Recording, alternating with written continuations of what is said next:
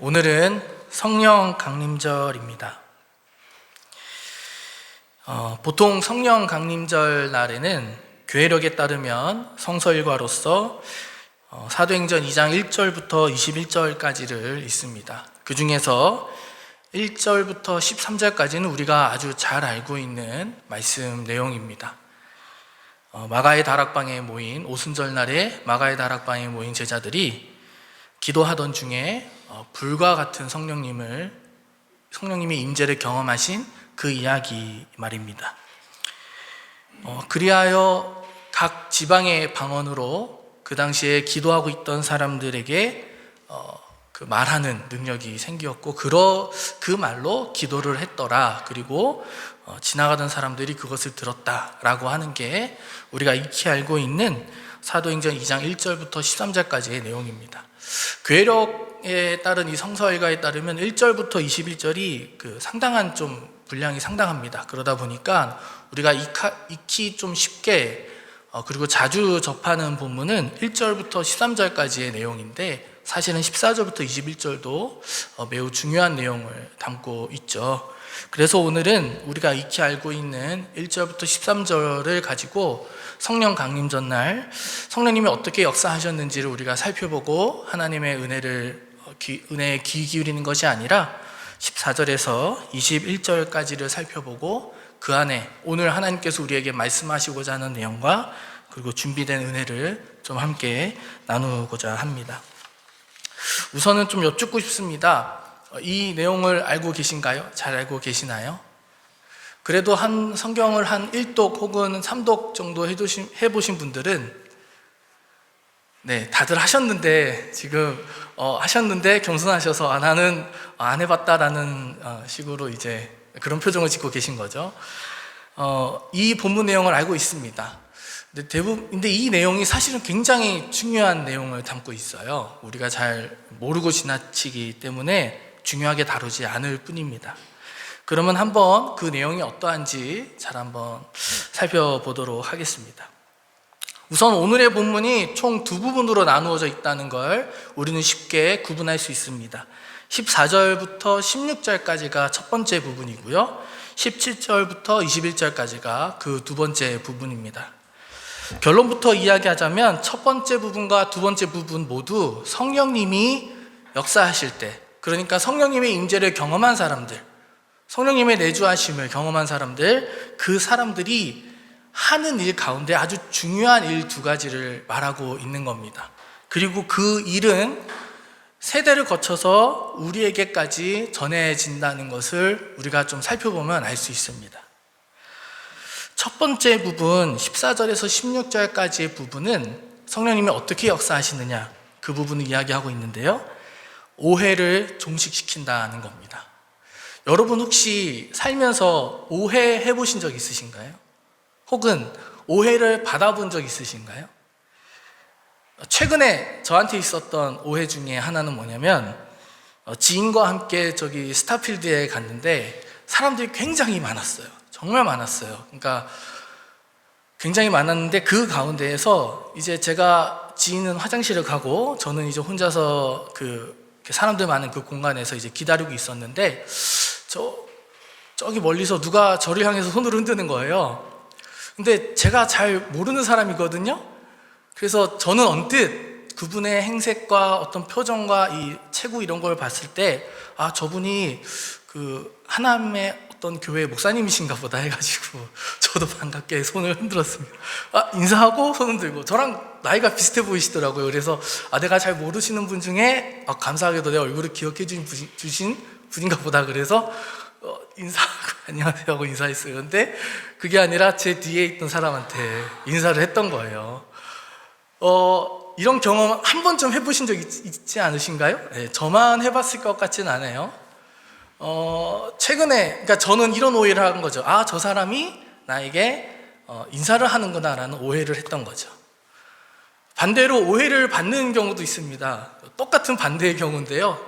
그 일을 경험하고 나니 먼 옛날 반대의 상황에 나도 있었구나라는 걸 깨달았던 거죠. 기억났던 거죠. 제가 멀리 있는 사람한테 인사를 했는데 내가 아는 지인이 아니라 그 앞에 있는 사람이 저를 향해 인사하고 손을 흔들었던 뭐 그런 경험들 누구나 한 번쯤은 해봤을 겁니다. 근데 조금 더 사안을 좀 깊게 심각하게 가져가 보았으면 좋겠습니다. 좀 심각한 상황에 오해를 해보신 적 있으신가요? 혹은 좀 심각한 오해를 받으신 적 있으신가요? 그것이 나의 인간관계와 일상생활에까지 지장을 줄 만큼 좀 상당히 나에게 큰 영향을 미쳤다라는 상황에 처해 보신 분 계신가요? 보통 제가 여러 사람들에게 이 질문을 해봤는데 보통 요때쯤 되면 내가 오해했던 상황을 떠올리기보다 오해받았던 상황을 더 자주 떠올립니다. 이게 사람이 어쩔 수 없는 것 같아요. 말이 나온 김에 오해받았던 상황들, 제가 기억나는 상황은 제가 한 중학교 때인가요? 저는 그때까지만 해도 굉장한 모범생이었기 때문에 이렇게 학원에서 내주는 숙제, 과외 선생님이 내주는 숙제 이런 건 철저히 해가야만 좀 직성이 풀리는 사람이었다고 믿으시죠? 네, 그런 사람이었습니다. 그런데 저의 그런 성실함과 플러스 제가 그때 당시만 해도 표정이 많지 않았어요. 그렇게 많지 않았던 것 같아요. 무표정한 그런 표정들이 좀 한데 얽혀가지고 제가 학원에서 뜻하지 않은 오해를 받았던 적이 있어요. 쟤는 되게 좀 냉철한 애야. 쟤는 되게 좀 네 가지가 없어. 막 이렇게 오해를 받기도 하고. 그리고 한 번은 누군가가 숙제를 반에서 상당 부분 숙제를 안 해온 거예요. 근데 숙제를 해온 사람이 이제 몇몇 안 됐던 거죠. 저만 해왔던 건 아니고 몇몇 안 됐었는데 그때 제가 또 어린 나이에 너무 자랑스럽게 숙제 해온 사람 그랬는데 저요라고 이제 손들었다가 또 아이들에게 잠깐 따돌림을 당했던 순간들도 기억이 납니다. 근데 그게 그렇게 심각하게 가진 않았던 것 같아요. 다행히 조만간 이제 제가 또 허점이 많잖아요. 그래서 이제 그런 허점들과 여러 가지가 얽혀져서 그 친구들하고 오히려 더 친하게 지냈던 남은 중학생 기간을 친하게 지냈던 그런 기억이 나는데요. 심각한 오해를 받아보신 적 있으신가요? 아니면 내가 심각하게 오해를 했던 적 있으신가요? 아마 누구나 살면서 해봤을 것 같습니다. 때로는 그 오해가 우리의 인간관계를 결정짓습니다. 저 사람은 이런 사람이야 라고 하는 생각이 우리에게 딱 사로잡히는 순간 그 사람과 말하는 것도 밥 먹는 것도 심지어 마주치는 것도 인사하는 것도 껄끄럽고 최대한 가까이 있지 않고 싶게끔 저 자신은 이렇게 저의 마음이 이렇게 우리를 몰아가죠. 저 사람은 굉장히 좀 냉철한 사람인가 봐, 감정이 없는 사람인가 봐, 자기 자신만 아나 봐, 이러한 일상의 사소한 오해들도 있겠지만 이 사람은 이 부분에 있어서는 절대로 바뀌지 않을 어떠한 무언가가 있어. 그래서 그 다음은 어떠한 가능성도 있지 않아. 예를 들면 제가 한 달에 용돈을 10만 원을 받는다고 치면 10만 원을 다 쓸 때가 있잖아요.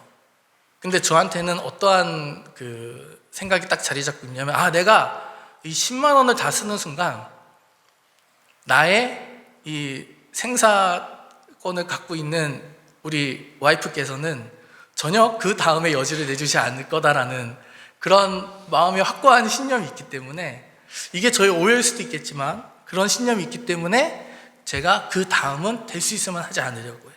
그래도 그 안에서 뭔가를 해결하려고 하고 운영하려고 하는 거죠. 그런데 이 오해라고 하는 것이 사실은 인간이 가지고 있는 아주 고유한 능력 중에 하나입니다. 심지어 하나님이 우리에게 주신 선물이라고도 할 수 있을 만큼 이 오해라는 것은 인간이 가지고 있는 상상력이라고 하는 그 요소가 없었다면 전혀 우리에게 오해가 생길 일도 오해를 만들 일도 없을 거라는 얘기죠. 무슨 얘기인지 한번 잘 들어보세요. 화면 한번 넘겨주시기 바랍니다. 유발 하랄이라고 하는 사람이 있습니다. 굉장한 학자인데요. 이 사람이 이런 이야기를 합니다. 인간이 인간으로서 전 지구를 지금 아우르고 있는 최상위 포식자가 된 데에는 인간의 상상력이 한 몫을 했다라는 거예요. 사실 인간 한 개체의 능력은 원숭이보다도 떨어집니다. 원숭이가 아니라 침팬지죠. 침팬지의 악력은 성인 남자의 4-5배에 해당한다고 해요. 그러니까 침팬지가 막대기를 들고 휘두르는 것과 막대기가 없어도 한 손으로 힘을 주는 그 힘과 성인 남자가 한 손으로 힘을 주는 힘은 1대1로 맞붙었을 때는 전혀 상대할 수가 없다는 거죠. 그래서 원숭이 혹시 동물원 저도 가본 지는 오래됐는데 가보신 적 있으신 분 보셨을지 모르겠습니다만은 다른 우리들도 이 이격거리가 있거든요. 철창이 있고 사람이 가까이 가지 못하게 하는 이격거리가 있는데 특히 원숭이 침팬지들은 아예 손도 못 나오게 막습니다. 왜냐하면 원숭이가 한번 사람 목을 이렇게 잡아채면요 못 나요. 굉장히 위험하기 때문에. 그래서 원숭이가 사람을 잡는다? 굉장히 위험하다고 해요. 이렇게 사람은 되게 한 개체로 따지면 굉장히 약합니다. 성인 남자도 침팬지에게 밀리는데 다른 동물들과 비교해서는 얼마나 더 연약한 존재일까요? 그런데도 불구하고 인간이란 존재가 이 지구상에서 최상위 포식자로 자리매김할 수 있었던 이유 중에 하나는 사회성 때문이라고 해요. 얼마나 많은 집단이 다툼 없이 잘 지낼 수 있는가, 공동체 생활을 할 수 있는가, 그 여부가 인간이 최상위 포식자로 자리 잡는데 결정적인 역할을 했다는 거죠. 여기까지는 사람들이 잘 알고 있는 내용입니다. 그런데 상상력은 무슨 얘기냐면은 다음 화면으로 넘겨주세요. 그 사회성이 어디서부터 발현됐는가를 이 학자는 짚어 올라간 거예요. 32,000년 전에 만들어진 사자 그리고 하이픈 인간이라는 조각품인데요. 유발 하라리는 독일에서 발견된 이 조각품을 가지고 인간이 사회성을 가지고 살 수 있는 근거가 여기서부터 마련됐다고 이야기합니다. 무슨 얘기냐면 먼 옛날 우리의 조상이 그나마 9명, 적게는 4-5명이 공동체 생활을 이룰 때 그 언덕 너머에서 이렇게 과일과 열매를 채집하고 있던 어떤 한 사람이 있었다고 해요. 그런데 그 너머에서 어떤 사람이 사자를 본 거예요. 그리고 급히 도망쳐 와서 지금 막 열심히 하나라도 더 따려고 노력하고 있는 그 사람한테 전달하는 거죠. 야, 저기 지금 언덕 너머에 사자가 오고 있어 라는 위험을 알리는 거예요. 그런데 그때 그 이야기를 전해 들었던 사람이 눈에 보이지 않는 사자를 떠올리고 눈에 보이지 않는 위협을 인식하지 못했다면 그 사람은 끝까지 채집을 하다가 사자에게 잡혀 먹었을 거라는 겁니다. 인간의 상상력이라는 것은 이렇게 작동을 했다고 해요. 그래서 눈에 보이지 않지만 눈에 보이지 않는 어떤 것을 있다고 상정하는 상상력, 그래서 미리 대비하고 준비하고 그리고 그 위험을 서로 알리고 그래서 서로가 함께 살아갈 수 있도록 만들었던 그 상상력이 인간의 사회성의 사회력의 결정체라고 이야기합니다. 핵심이 바로 이거라는 거죠. 상당히 일리 있는 말인 것 같아요. 오해라는 것도 사실은 상상력의 산물이라는 거 여러분 이제 좀 느껴지시나요? 내가 저 사람이 어떤 행동을 봤을 때 저 사람은 부도덕한 사람이야 라고 하는 그 결론을 내기 전에 그 이전에 이미 내가 경험하고 내가 들어왔고 내가 알고 있는 어떤 선지식, 미리 알고 있는 지식 속에서 이 사람은 앞으로 이럴 거야 라고 하는 상상력이 발동되고 그리고 그 사람은 그런 사람이라고 단정 짓는 거라는 얘기죠. 근데 사실 오해라는 것이 그렇게 좋은 작용을 하는 것만은 아닌 것 같습니다. 네, 제가 경험했던 건데요. 대학생 때 사실 제가 굉장히 좀 쉽게 생각하던 친구가 있었어요. 그런 친구 있잖아요. 굉장히 좀 만만하고 말도 잘 못하는 것 같고 저도 말을 잘 못하는데 그 친구는 저보다 말을 더 잘 못해요. 뭐 하는 것 특별히 잘하는 것도 없는 것 같고 그냥 아주 평범한 친구예요. 그런데 제가 그 친구에 대해서 오해를 했던 거죠. 그냥 나랑 비슷하게 살 거야 라고 생각했던 그 친구가 어느 날 영어를 공부한다는 거예요.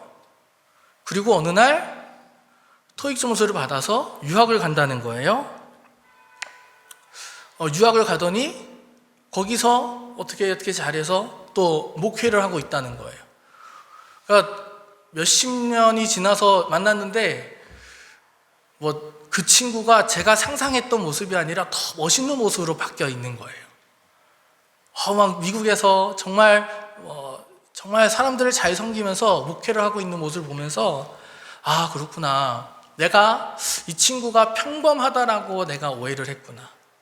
아니 어쩌면 그 친구는 오늘도 지금보다 더욱더 누구보다 열심히 평범하게 살기를 원하고 그렇게 살려고 노력하는 친구일지 모르겠지만 적어도 제가 생각했던, 제가 상정했던, 제가 정해놨던 앞으로의 이 친구의 미래에는 이런 모습은 없을 거야 혹은 이런 것은 내가 기도할 수가 없어 라고 생각했던 것들이 모두 다 무너지고 그 반대로 그 친구는 자기만의 길을 가고 있더라는 얘기입니다. 사람에 대한 오해도 이렇게 우리가 바뀔 때가 풀릴 때가 있어요.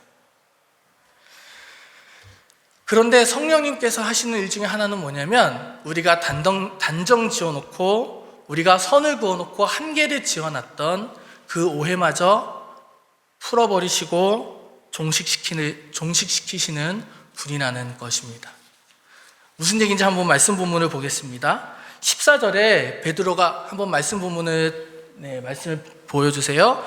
14절에 베드로가 열한 사도와 함께 일어나서 이렇게 말합니다. 뭐라고 말하냐면 유대 사람들과 모든 예루살렘 주민 여러분 이것을 아시기 바랍니다. 내 말에 귀를 기울이십시오라고 하더니 15절에 지금은 아침 9시입니다. 그러니 이 사람들은 여러분이 생각하듯이 술에 취한 것이 아닙니다 라고 말해요. 이게 무슨 말이냐면 사람들이 실제로 그 다락방에서 모여서 기도하던 그 사람들이 술에 취하여서 아무 말이나 외치는 줄 알았다라는 것이 바로 13절과 12절에 나와 있거든요.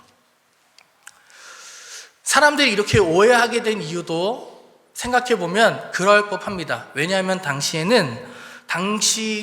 로마 시대의 사람들과 그 헬라 문화권 안에 있었던 로마의 어떠한 통치력 세력권 안에 있었던 사람들은 술에 대해서 굉장히 관대했어요.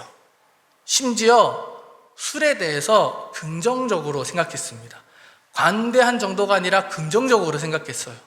무슨 얘기냐면 술이라는 것이 내가 평소에 어느 정도까지 긍정적으로 생각했냐면 술이라는 것이 내가 내가 평소에는 생각해내지 못했던 어떠한 것을 생각하게 만들고 새로운 아이디어를 창출하게 만들고 그래서 술이 그것에 도움을 준다라고 생각했어요.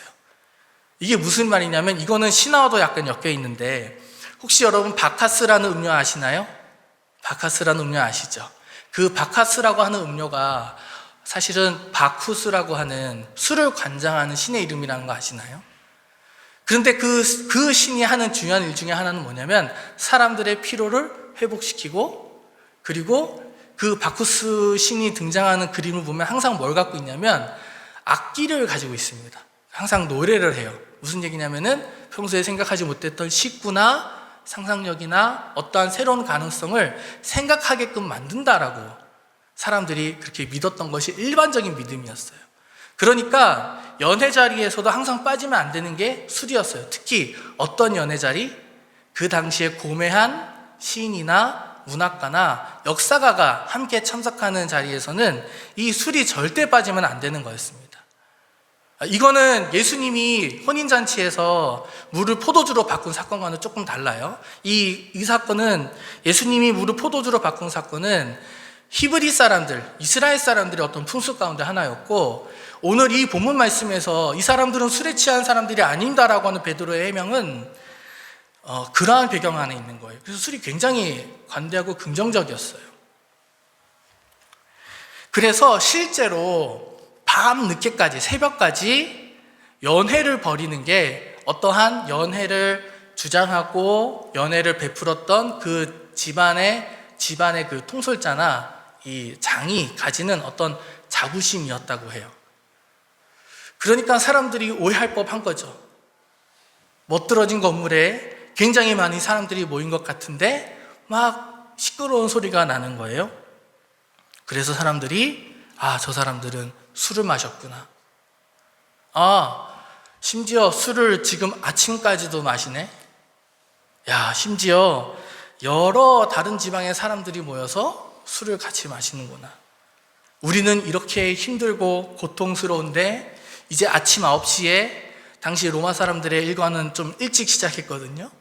이미 우리는 일과를 이미 시작해서 땀을 뻘뻘 흘리면서 일하고 있는 와중에 쟤네들은 정말 팔자 좋네? 이런 생각을 할 법하죠. 베드로는 바로 그 점을 알았던 거예요. 그래서 베드로는 오늘 이렇게 말하는 겁니다. 여러분이 생각하듯이 술에 취한 것이 아니라고 말이죠. 그리고 단언합니다.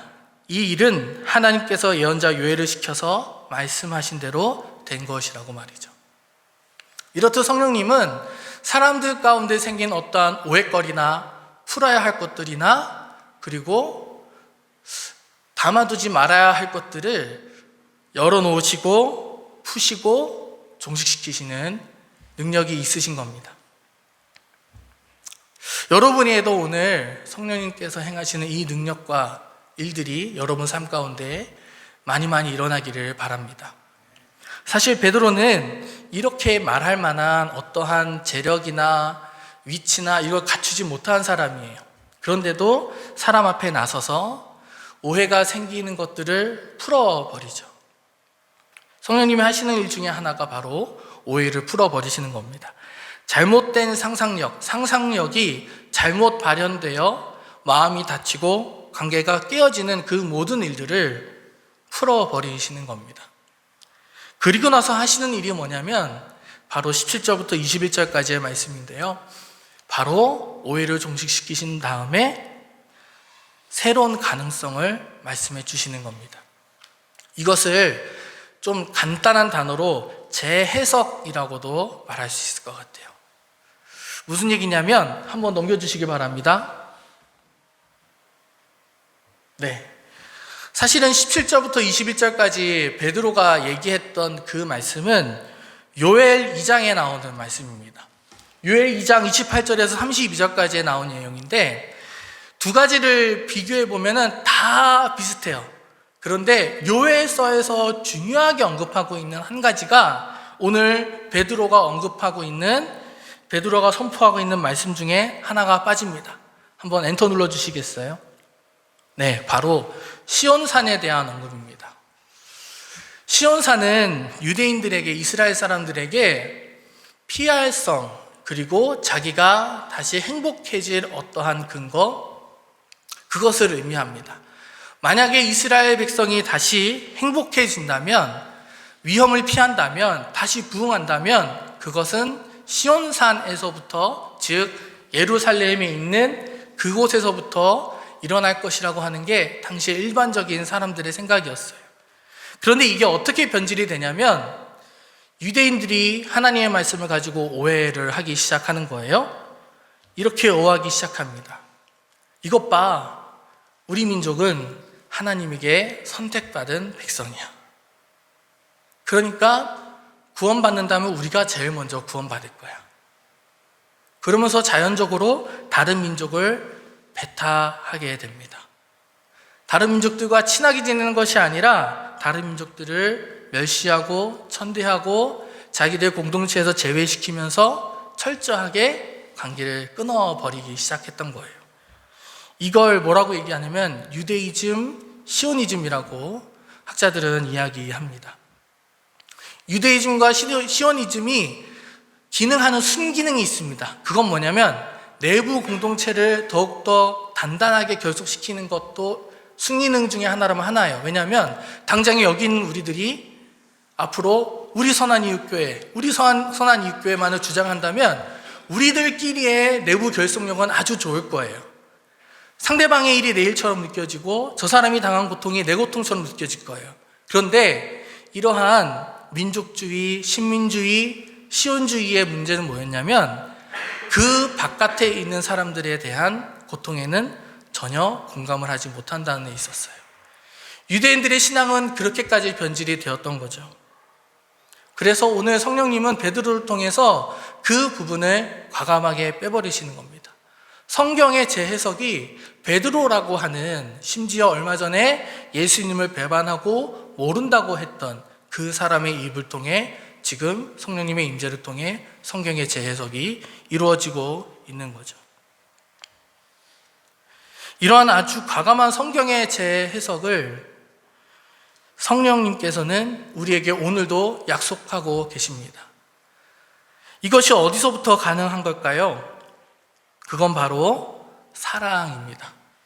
그래서 우리는 성령님을 종종 능력이나 권능이나 그리고 신비한 일을 일으키시는, 마치 1절부터 13절까지 우리가 익히 알고 있는 알지 못하는 나라의 그 방언으로 말씀하게 하시는 그 능력으로만 한정 짓는 경우가 많은데, 사실 성령님은 그 능력을 넘어 사랑이라고 하는 더 큰 능력으로 행동하고 일하시는 분이라는 거예요.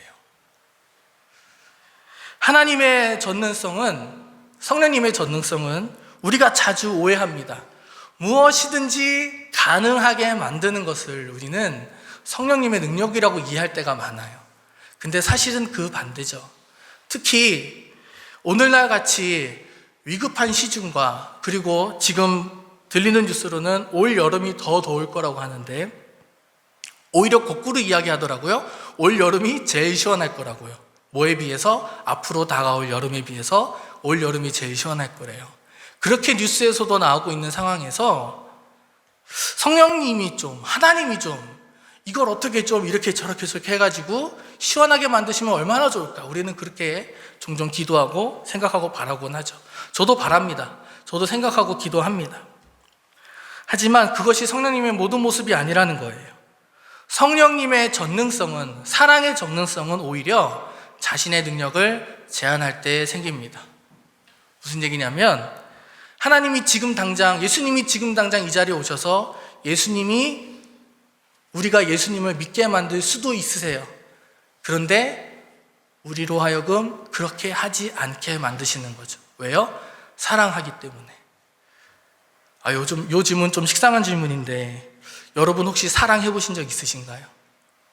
사랑해 보신 적 있으세요? 네. 막 속으로 들립니다. 내가 사랑했으니까 애가 몇이지, 뭐 이런 얘기도 들리고, 내가 사랑했으니까 지금 이 아픈 그런 걸 경험하고 있지, 뭐 이런 얘기도 들리고, 여러분 표정으로 들리는 것 같습니다.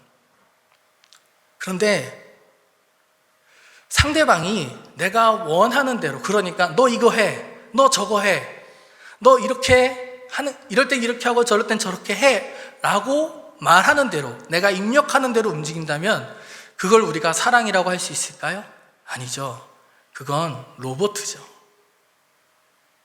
사람이 만약 그렇게 변한다면 사람의 모습에서 뭐가 사라진 겁니까? 사람의 생각과 자기 판단과 상상력과 책임과 양심과 내적 가치들이 모두 다 사라진 상태를 우리는 목도할 겁니다. 하나님은 근데 왜 그렇게 하지 않으실까요? 어쩌면 그게 더 편할 수 있잖아요. 하와가 선악과를 따려고 할 때, 야! 너 그러면 안 돼! 제가 예전에 고양이 키웠거든요. 그때 자주 했던 건데 저도 모르게 이거를 입에 달고 살더라고요. 이거 해보신 적 있으신 분들이 이제 공감해 주시는 것 같은데, 고양이가 자꾸 막 물건도 떨어뜨리려고 해요. 이게 유아기적 행동이라고 하네요. 근데 어쨌든 그럴 때 하면 이제 고양이가 멈칫하죠. 근데 제가 안 볼 때 떨어뜨리죠. 하나님은요, 그렇게 하실 수 있지만 하시지 않는 거예요. 왜요?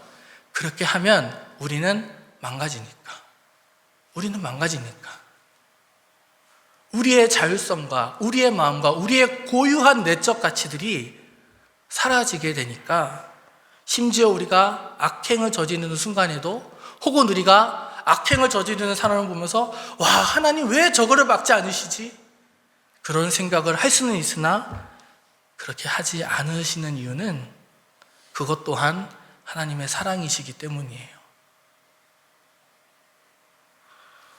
그래서 성령님의 전능성은 오늘 베드로를 통해 오해를 종식시키고, 그리고 그 종식시킨 오해의 발판과 토대 위에서 새로운 해석과 새로운 상상력과 가능성을 우리에게 펼쳐 놓으시는 겁니다. 이게 성령님이 일하시는 방식이에요. 절대 올가매고 묶어놓고 그래서 억지로 강제로 무엇을 하게 만드는 무언가가 아니라 기꺼이 내어주고, 기꺼이 열어주고, 기꺼이 품어주고, 기꺼이 사랑하는 그 방식으로 오늘 베드로와 우리에게 역사하고 계신 겁니다. 열린 마음이라는 것이 쉬운 것 같지만 사실 진짜 어렵다는 거 우리 알고 있어요. 왜죠? 그건 예수님도 똑같이 당하셨어요. 사랑하기 때문에. 사랑하기 때문에 열린 마음은 닫힙니다. 여러분 지내시다 보면 그런 사람 있지 않나요? 정말 말 하나하나가 가시돋치고 날카로운 사람들 있지 않습니까? 저 사람과 대화하면 내 마음에 상처가 나는 것 같아요. 저 사람과 같이 일을 하다 보면 뭔가 잘 되는 것 같긴 한데 내 속은 엉망진창이 되어가요. 왜 그럴까요? 사실 내가 열린 마음이 아니었다면 오히려 덜 다쳤을 수도 있어요. 근데 우리는 왜 다치고 왜 고통을 당하면서도 계속 마음을 열고 상대방을 품으려 하고 상대방이 나의 품에, 그리고 내가 상대방의 품에 함께 안길 수 있기를, 함께 손잡고 걸어가기를 희망하는 걸까요? 그건 어쩌면 여러분 마음속에 이미 성령님이 임재하고 계시기 때문일지도 모릅니다. 여러분과 이미 성령님은 동행하고 계시고, 그래서 우리는 사실은 싫다고 하면서도 계속 그 길을 걸어가려고 고집하고 있는 중일지도 모릅니다. 낭망하고 어려움을 겪고 계신 여러분 혹시 이 자리에 계십니까? 아니면 아무런 가능성도 나에게 보이지 않아서 이제는 끝이야라고 생각하는 분이 계십니까? 그렇다면 로마서 8장 26절로 이걸 우리 같이 읽는 것으로 오늘 말씀을 매듭짓고자 합니다. 넘겨주시죠. 같이 읽겠습니다. 이와 같이 성령께서도 우리의 약함을 도와주십니다. 우리는 어떻게 기도해야 할지도 알지 못하지만 성령께서 친히 이루다 말할 수 없는 탄식으로 우리를 대신하여 간구하여 주십니다. 아멘.